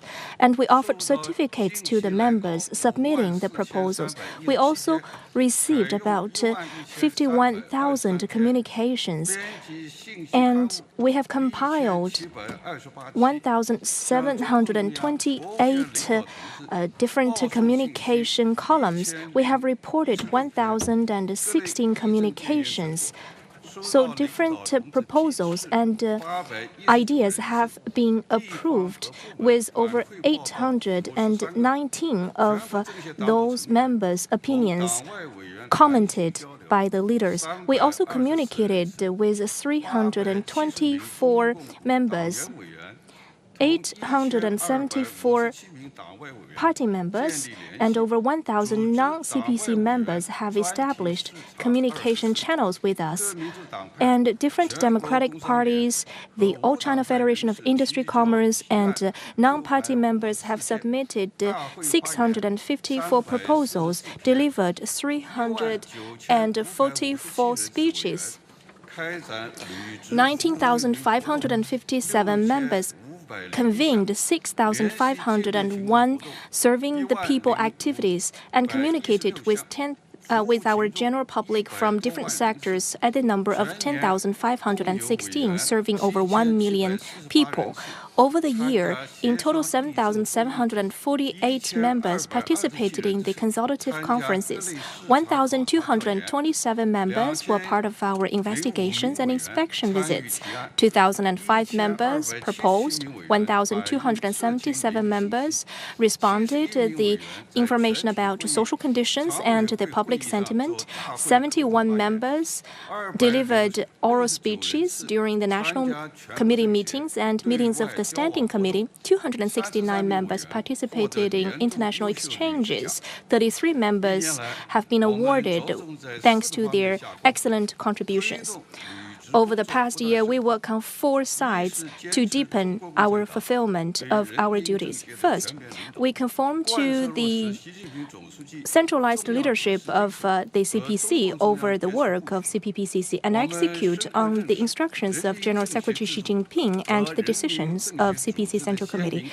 We are deeply conscious of the system nature and political nature of the CPPCC system and organization, and executing on the leadership of CPC has been integrated into different respects of our work. We have studied and researched and executed on the important remarks and instructions of General Secretary Xi Jinping, and respectively, we have reported based on our study of President Xi Jinping's remarks in 2023 with our review. And as to important instructions by General Secretary Xi Jinping as to the work of CPPCC, we have worked on them and implemented them stringently. We also strictly execute the reporting and submission system. Of the year, we have handled about 88 opinions and proposals relevant to the remarks of General Secretary Xi, the important documents of the CPC Central Committee. Second, on the occasion of the 75th anniversary of the founding of CPPCC, we must have confidence in our past, our theories, systems, and culture. We give top priority to executing President Xi's remarks on the celebration event and convened some further meetings, for example, the Chairperson Council's meeting and the members' study meetings, the Standing Committee meetings for further research and study. And also the Chairperson meeting members, 22 articles have been published on CPPCC daily. We also convened some calligraphy and painting exhibition and published some theme-based books about the CPPCC and the founding of PRC. Through such celebrations, the vast number of CPPCC members and its general offices cadres have deeper understanding about the history of CPPCC as well as its missions and political strengths, and further deepen their understanding about the intellectual spirit and the power of truth of President Xi Jinping's ideas about how to strengthen the work of CPPCC. Third, we deeply executed the guiding principles of the third plenary session of the 20th CPC Central Committee by focusing on further deepening reform and giving proposals to major issues as to the modernization with Chinese characteristics. We have taken it as our major political task to study the guiding principles of the third plenary session of the 20th CPC Central Committee and convened collective studies, lectures to deeply understand and grasp series of new thoughts, new ideas, and new judgments by General Secretary Xi as to how to deepen reform, to have a full idea about the themes of reform deepening and its major principles, measures. And also, we have implemented the reform measures as to how to improve the CPPCC mechanism by laying the solid foundation with our working system. Focusing on new quality productive forces and other strategic and general issues, a total of 42 symposiums have been held to enhance the level of focus of our researches and effectiveness of our policies. And fourth, play the foundational role of the special committees so as to mobilize the incentives of CPPCC members. We implemented the major remarks and instructions of General Secretary Xi Jinping. A total of 10 symposiums have been held in this regard to collect opinions from members of the special committee. We also held the work meeting of the special committee of the CPPCC so as to further collect their opinions. We also published 7 system documents regarding the performance of members' duties, the high-quality execution of their mandates. In the meantime, efforts are made to strengthen the liaison work, their service and management capacity, and also the feedback communication mechanism of the CPPCC. Through these efforts, the People's CPPCC is transformed into a home of members, democracy, and solidarity. Over the past year, the Standing Committee of the CPPCC has mainly engaged in the following work. First, we fought our soul through the Xi Jinping thoughts of socialism with Chinese characteristics for the new era, which is the ideological and political foundation of our work. Xi Jinping's thought of socialism with Chinese characteristics for the new era is the guiding principle of our work. A total of 13 party leadership group meetings have been held, 17 chairman's meetings at the CPPCC have been held. There are 4 collective learnings and 4 lectures given by the members of the Standing Committee of the CPPCC. The Xi Jinping Thought task team has held 55 symposiums with a turnout of a total of 1,524 members. We also made innovation in the surveying and investigation system. A total of 74 surveying tours have been carried out involving 711 members. The important works of General Secretary Xi Jinping have been incorporated into books and 66 online and offline learning tours. 2 special training sessions have been held, and also 9 phases of cadre trainings have been held involving 8,657 people. Important consultation meetings have been held to learn through the important remarks made by General Secretary Xi Jinping regarding surveying efforts and democratic supervision so as to enhance the performance of duties of members. We also strengthened policy research. A total of 85 in-house theoretical research tasks have been completed.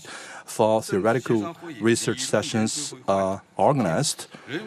There is also a change of leadership at the Theoretical Research Committee of the CPPCC. The People's Daily and Qiu Shi magazine have published a total of 807 articles and speeches of CPPCC members. Second, we have been well aligned to our key mandates and improve the quality of our proposals. We have organized an annual consultation mechanism.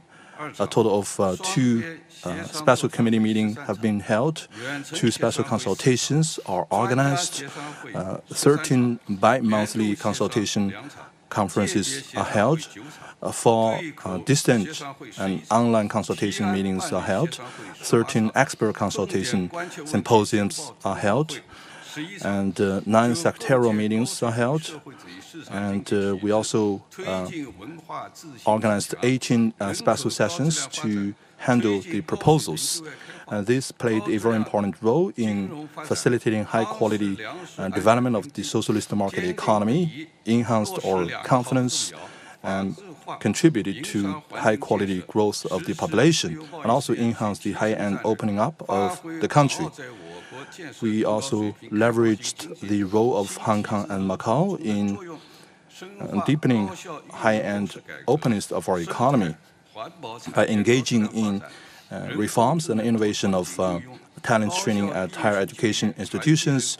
We have contributed to the high-quality development of environmental and ecological protection industry. AI has been used in multiple scenarios, and a friendly society is established in terms of childbirth and care for the persons with disabilities and the graduates from universities. By focusing on the sustained development of private sector, we have organized 14 democratic supervision over the execution of our duties during the 14th five-year plan. We have recommended 21 members to serve as special members of the National Supervision Committee, and 30 members serving their post at the Supreme People's Court, and 2 members serving as specially invited members at the Legal Punishment Committee of the Supreme People's Court, and 10 members serving as discipline representatives at the Integrity Committee of the Ministry of Public Security. And third, engage in regular and routine work to improve the effectiveness of our duties. We have improved the review mechanism of our work by organizing proposal-related work conferences. A total of 77 key proposals are selected, and 24 chairman and council members have supervised the execution of 31 proposals. A total of 700 key proposals have been implemented in their execution. We also improved the selection and the reporting mechanism of proposals. This has facilitated the consultation efforts of the CPPCC, exchanges among members, as well as their execution of duties. We also practiced the accountability system for ideological-related work. The news media that is affiliated to the CPPCC has published 681 reports regarding key activities of members of the CPPCC, and there are also 4,204 articles about the execution of duties of CPPCC members. A total of 772 speeches of the CPPCC members are published, and there are also 507 news stories in this regard.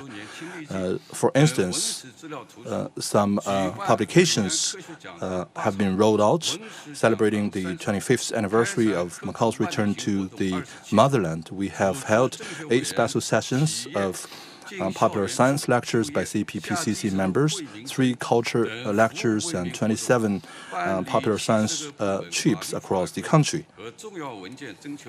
We also collected 153 key legal opinions from 70 different apartments involving 250 members, and at the end of these efforts, 323 amendments proposals have been collected. Fourth, play the leverage of united front and draw the largest concentric circles.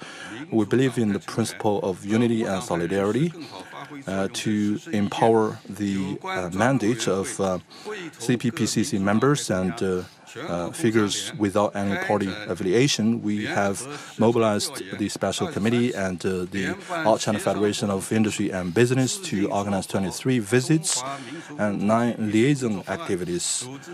And we have compiled and published the 100 lectures regarding the collective entity of the Chinese nation.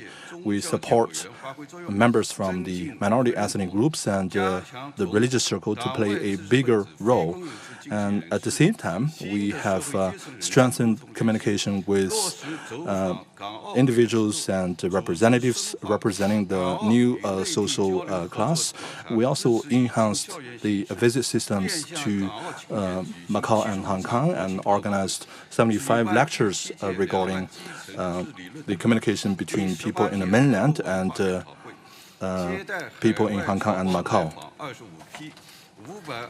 We have received 25 batches of 522 people from overseas who are Chinese compatriots. And also we have visited our compatriots overseas by paying overseas visits, communicating with 1,000 people in order to set up a bigger cohesion. Fifth, deepen our international exchanges, better serve the bigger picture of the party and the nation. Based on the conditions of CPPCC, we have coordinated different activities of public diplomacy, people-to-people diplomacy, think tank diplomacy by convening major international events such as China-Africa Cooperation Forum. CPPCC and its affiliated organizations participated in 221 international exchange events, and 2,600 foreign people from 11 international organizations, 140 countries participated in such discussions, and 6 CPPCC members as special representatives of President Xi Jinping and the special envoys of President Xi Jinping paid such overseas visits for such events. In total, 23 people paid overseas visits and 187 members participated in domestic international events. We also convened 7 experienced CPPCC activities by inviting 340 people to visit the CPPCC. We expand such scope of exchanges to invite international think tanks and civil organizations to set up contacts with 67 organizations from 28 countries. We give full play to CPPCC as the China-Africa Friendship Group to set up China-Cambodia Friendship Group further. We have completed the reshuffling of China Economic and Social Council. We have supported the convening of China Economic Social Forum, China-Africa Economic and Social Council Roundtable Conference, China-Europe Roundtable Conference, and others to further communicate the practices of Chinese modernization. We have also communicated with the religious representatives by supporting the reshuffling of China Religious Peace Committee. 6, we enhance our self-development to standardize the procedures of CPPCC work. We solidly studied the party discipline and educated the party members and the general office party members, the cages, to have a full understanding and conduct themselves well based on the party disciplines. We have compiled the 2024-2027 CPPCC party building plan and how to improve the CPPCC system based on the implementation opinions. The CPPCC party member group has fully improved its conduct. We have standardized the party conduct development in the long run. And also, we have compiled the certain regulations as to how to handle the members if they are against the regulations. And we have strengthened the two-team building in terms of the general office cages and CPPCC members to improve their theoretical level and capacity of fulfilling their duties to set up a favorable political ecosystem. CPPCC chairperson council's members paid visits to the local people during their investigations to visit 335 local members. And over the past 1 year, all the achievements made lies in the firm leadership of CPC Central Committee with Xi Jinping at its core and the guidance of Xi's thought on socialism with Chinese characteristics for a new era. It is also thanks to the joint efforts of the different organizations under CPPCC and vast members of CPPCC, as well as the aggressive support of all sectors. On behalf of the Standing Committee of CPPCC, I would love to extend our sincere thanks to them all. Meanwhile, there are still some loopholes in the CPPCC work, mainly reflected in the less developed working mechanism of CPPCC consultative work, and the feedback mechanism is yet to be developed, and the coverage of our unity and friendship activities is yet to be enlarged, and the measures of consultative supervision is to be better implemented. We are going to rectify our work in the future. Second, the major tasks of 2025. 2025 is the final year of the 14th Five-Year Plan, and also it's an important year for deepening reform. CPPCC will continue to be guided by Xi's thought on socialism with Chinese characteristics for a new era, and deep understand the decisive role of how to establish President Xi's core position on the Party Central Committee and in the party as a whole, and guiding role of Xi's thought on socialism with Chinese characteristics, and be conscious of the need to maintain political integrity, think in big picture terms, follow the leadership core, keep in alignment with central party leadership, and stay confident in the path, theory, system, and culture of socialism with Chinese characteristics.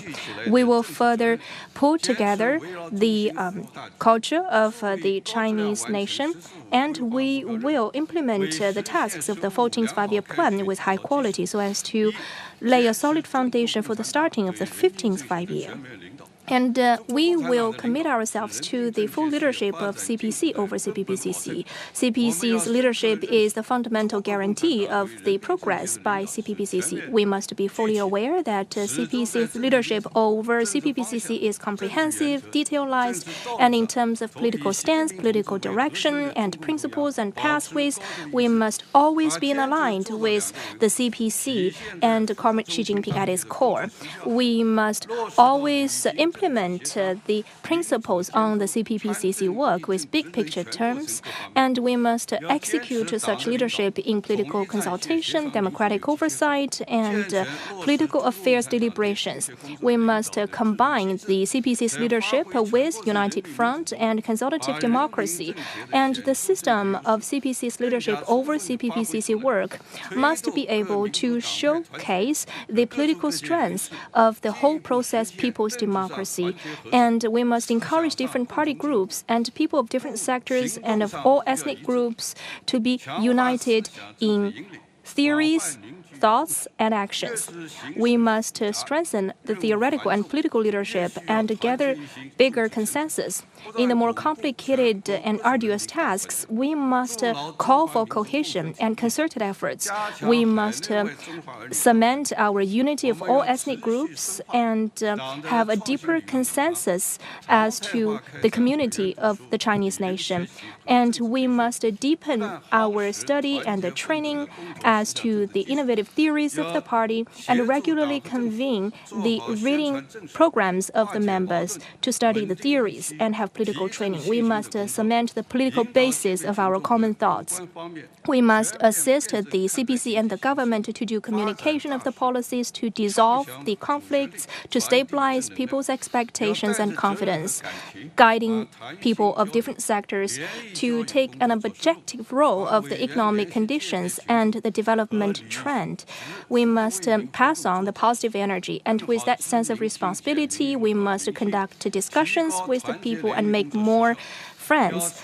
And we must also expound the members' communications with the general public in order to serve the people so that they could be fully aware of the public sentiment and solve their problems.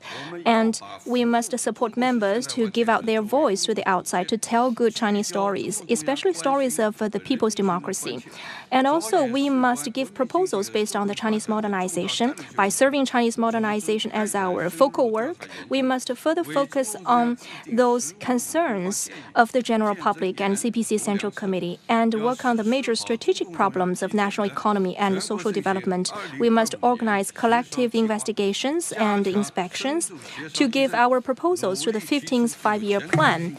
And we must implement the 2025 Consultative Plan approved by CPC Central Committee to deepen our consultative conferences and give some far-sighted, targeted, and operable policy proposals. With high-quality consultation and proposals, we could better serve scientific decisions and effective decisions. Improve the consultative democracy system, CPPCC. We must implement the decisions of the 20th National Congress as to developing the consultative democracy and promote the CPPCC's consultative democracy development. We must guide the CPPCC members to actively dive in the practical practices in order to build up our cohesion with their consultative democracy activities and decision-making advisories, as well as national governance support. We also plan to cement the rules and procedures of the CPPCC and put in practice the feedback mechanism.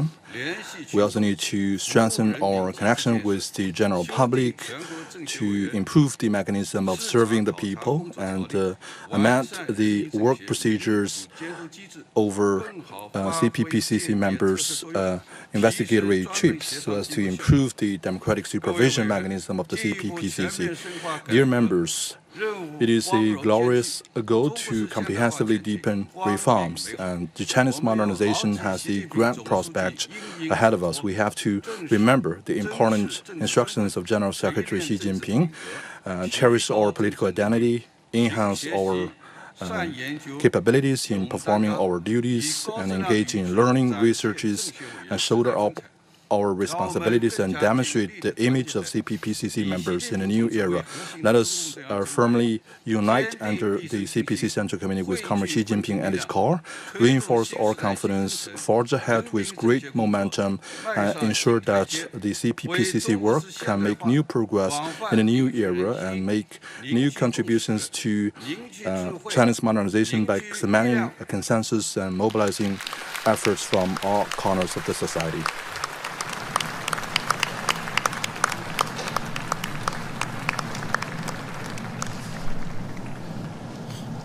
Well, that was the opening plenary of the third session of the 14th National Committee of the CPPCC, China's top political advisory body.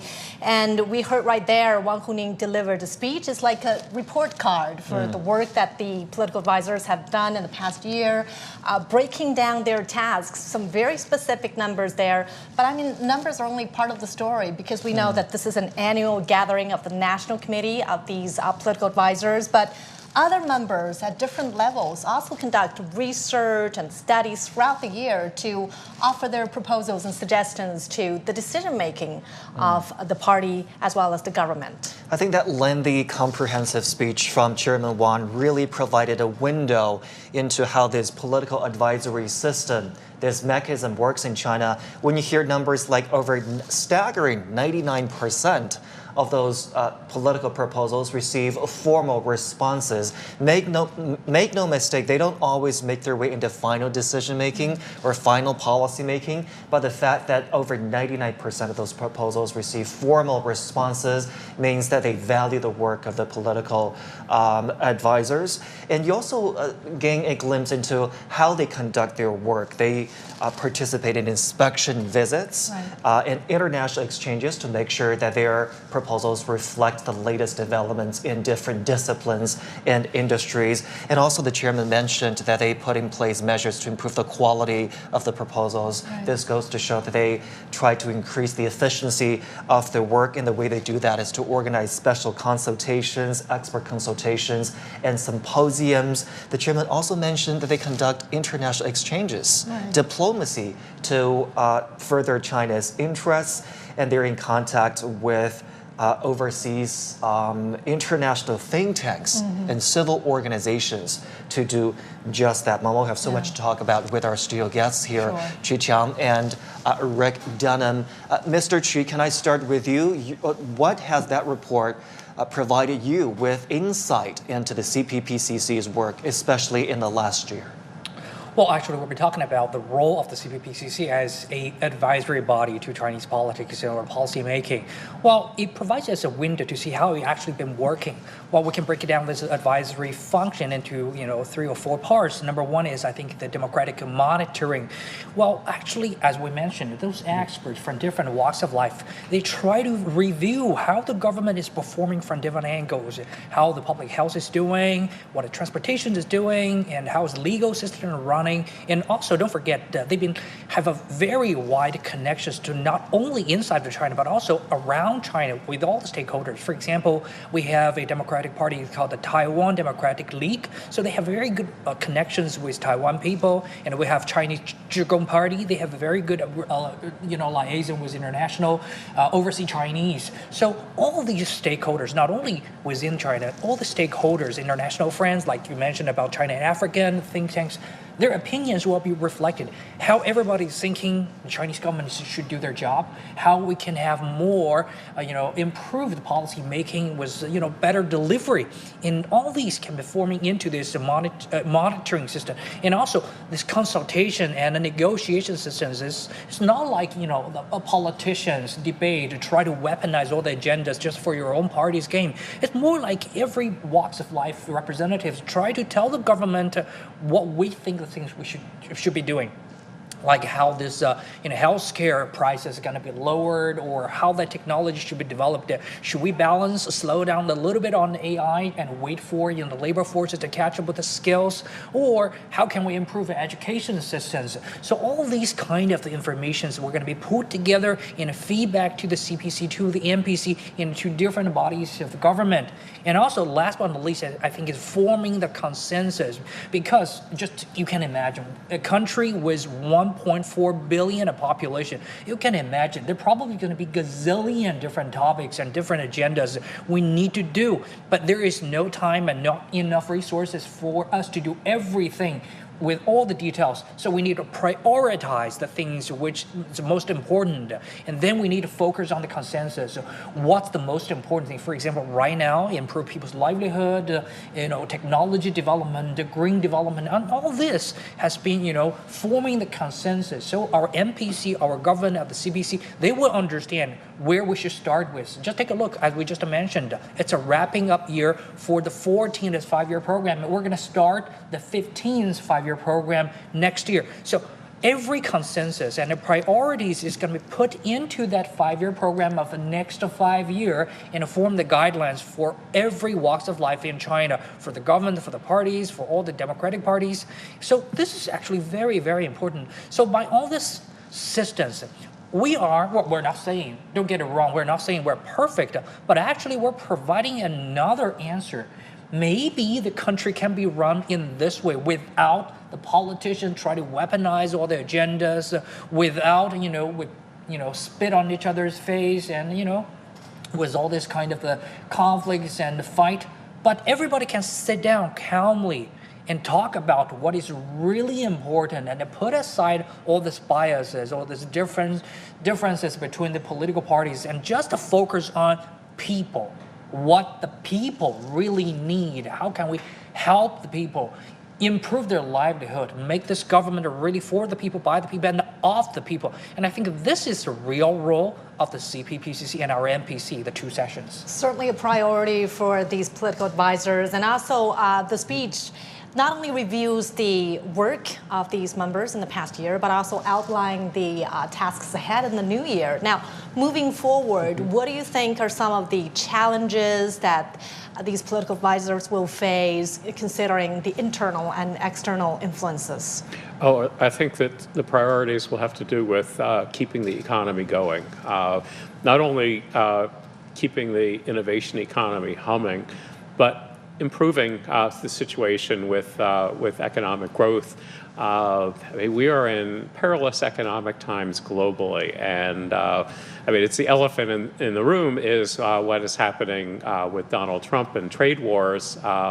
What's going to be happening in Europe? What is happening in Europe with the war in Ukraine, and the uncertainties with the global economy. So really, the people here are going to be concerned about maintaining strengthening not only the level of economic growth in China, but making sure that Chinese companies can continue to grow, that exports can continue to be stable, that supply chains can continue to be good. So I think that a lot of that, they want to make sure that the gains of recent years can continue, and to make sure that that issues like housing, issues where the country has made progress, can continue to make progress. So I think it's to strengthen economic areas where there's been growth, and to make sure that areas where there are problems in the world don't cause problems in China. Well, gentlemen, thank you for your thoughts. Now let's also hear some more from my colleague Zheng Songwu. He's been following all these latest developments from the Great Hall of the People, the venue of the opening session. Well, Songwu, what have been your major takeaways from this work report? Thank you, Mama. It's good to see you again. And, President Xi Jinping and other Chinese leaders attended the opening meeting of the third session of the CPPCC National Committee with over 2,000 members of CPPCC. And, they first reviewed and approved the agenda of the third session of the 14th CPPCC National Committee, and the chairman of the Standing Committee of the CPPCC National Committee, Wang Huni, delivered the work report. And, in the report, he said that in the past year, which means 2024, CPPCC National Committee organized 42 activities, special studies on major issues, and also held 85 activities of consultation, and handled over 5,000 proposals. And more than 2,000 CPPCC members make different proposals. And now these impressed me a lot, which means that for those CPPCC National Committee members, improving people's livelihoods a priority to improve themselves. So the CPPCC National Committee members will also sit in on the third session of the 14th National People's Congress to discuss and the government work report, as well as other reports on Wednesday. Mama. Zheng Songwu for us from the venue there. Thank you so much for the update. Now, more than 2,000 CPPCC members from all walks of life will gather in Beijing to chart the course for the country's development. Among them is Yang Yuni, a member of the Han ethnic group in southwest China's Yunnan province, who has dedicated herself to preserving and passing down cultural traditions. CGTN's Yang Jinghao has her story. She's a dance enthusiast. I started learning dance at the age of 5, first studying with my mother. A trainer and a promoter. In recent years, she has voluntarily taught the Lezuo dance, a traditional art form popular among the Han and Yi ethnic groups in her hometown, to thousands of students, with the hope that this treasure won't disappear. I feel very happy, and it's a great experience. This dance blends elements of sports and artistry. She's Yang Yuni from Honghe County in southwest China's Yunnan province. Yang's commitment to preserving unique local cultures has made the 28-year-old a household name, and more importantly, earned her an honorary title as a member of the Chinese People's Political Consultative Conference, or CPPCC, the country's top political advisory body. At that time, I was both nervous and deeply aware of the heavy responsibility.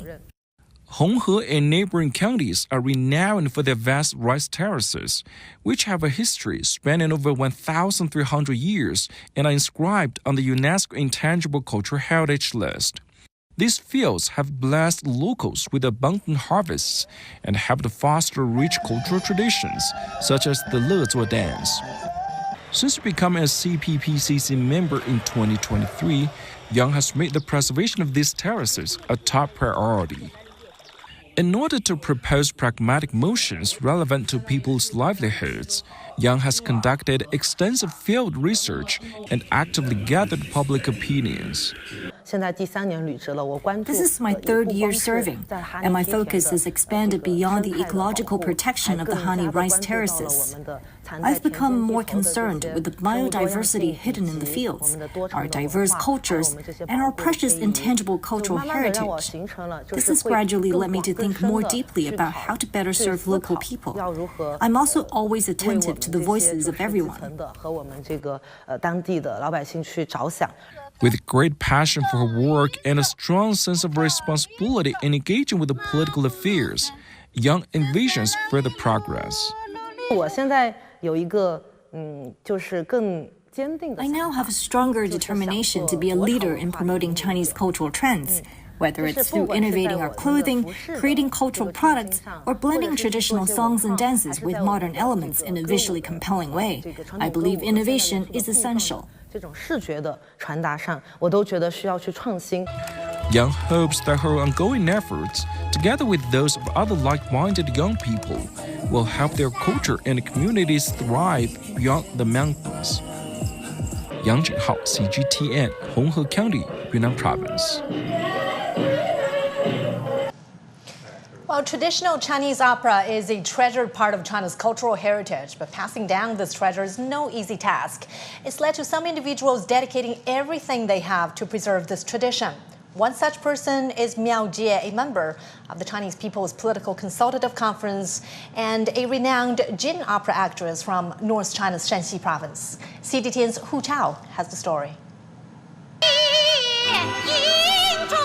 With a commanding presence and a voice that captivates audiences, Miao Jie has spent decades mastering the Jin opera, a traditional art form originating from Shanxi province.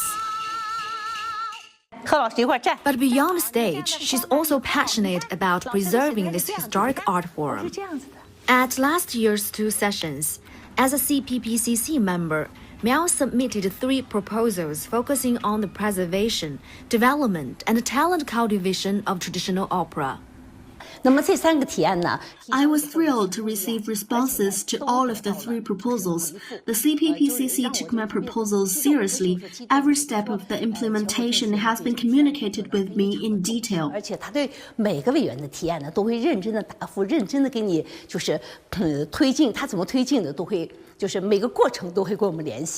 Last year, Miao conducted research in over 10 cities across China, exploring both the progress and challenges of opera heritage. Without research, there is no right to speak. People are the best teachers. During a visit to the Chaoyang Primary and Secondary School in Shanxi's Jingzhong City, she observed how students balance academics with opera training. I'm sure the children will have bright futures. Some may become artists, while others may not. But I believe opera culture will take root in their hearts.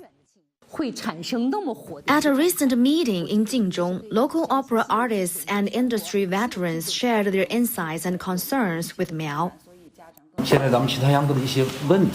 As for the current challenges facing the Cheetah Yangu opera, while many children enjoy and are willing to learn it, pursuing it as a profession remains a concern, particularly whether they can earn a stable income. Opera must be integrated into the curriculum, not just introduced through occasional performances on campus. True inheritance happens in classrooms. The government has already adopted this idea. The next step is to bring opera education into primary and secondary schools and universities. Miao has been refining her proposals for this year's 2 sessions, with a focus on integrated development of cultural heritage preservation and rural revitalization. Every research trip brings new insights, which I will incorporate into my proposals on merging cultural heritage with rural revitalization. According to official figures, last year, Shanxi invested over 100 million yuan or $14 million to support free public opera performances in rural areas. This reaffirms Miao's belief that traditional arts thrive among the people. She hopes opera can bridge urban and rural communities, fostering cultural preservation and rural development in harmony. 胡超 CGTN 山西 Province. Let's go back to our guests here in the studio. Professor Chu, China's economy grew 5% last year. We had to hear the official target number this year, but the spokesperson of the CPPCC also acknowledged many challenges in the Chinese economic performance. Top among them, insufficient consumer demand. So CPPCC member will continue to address that problem this year. What are some of the viable ways to address the insufficient demand issue? Well, Zhongshi, actually, I'm glad you mentioned that. I think economic topic and all the kinds of priorities has been, mostly focused by everybody of this session. Well, I think the CPPCC actually have, put the smartest mind with experts from all walks of life in China to talk about this. Actually, about the internal consumptions or internal demand. This is actually the most important priority of this year's two sessions. Well, according to my knowledge, that they're going to have more of the, support from the fiscal and financial sectors. We're going to have some extra amount of liquidity injected into this whole market so we can boost up the whole consumptions to start with. And also, let me remind you, just the liquidity is not enough. And according to the representatives from the industries and government, they're also saying how we can improve and help those enterprises to enlarge their recruitment, create more jobs, so we can create sustainable incomes and cash flows for the people. And more than that, how we can upgrade the whole value chain in the industry, because if you only try to give everybody a shovel to dig the holes and create jobs, this is not sufficient.